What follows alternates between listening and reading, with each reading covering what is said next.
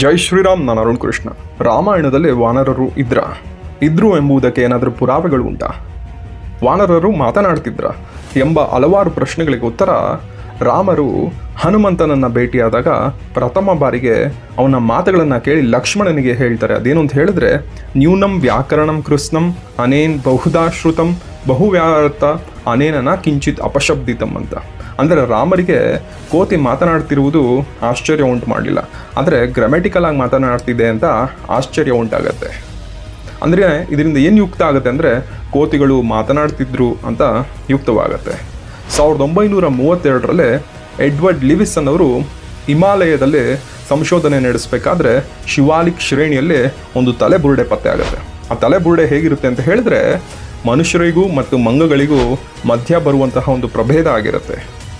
ಅದರ ಮುಖ ಮಂಗನಂತೆ ಇದ್ರೂ ದೇಹ ಆಕೃತಿ ಮನುಷ್ಯರಂತೆ ಇದೆ. ಇದಕ್ಕೆ ಅವನು ಒಂದು ಹೆಸರನ್ನು ಇಡ್ತಾನೆ. ಅದೇನು ಅಂತ ಹೇಳಿದ್ರೆ ರಾಮಾಪಿಥಿಕಸ್ ಅಂತ. ಅಂದರೆ ರಾಮರ ಕಾಲದ ಕೋತಿ ಆಗಿರಬಹುದು ಅಂತ. ಅದರ ಹಲ್ಲುಗಳ ರಚನೆ ಹೇಗಿದೆ ಅಂತ ಹೇಳಿದ್ರೆ ಯು ಆಕೃತಿಯಲ್ಲಿದೆ.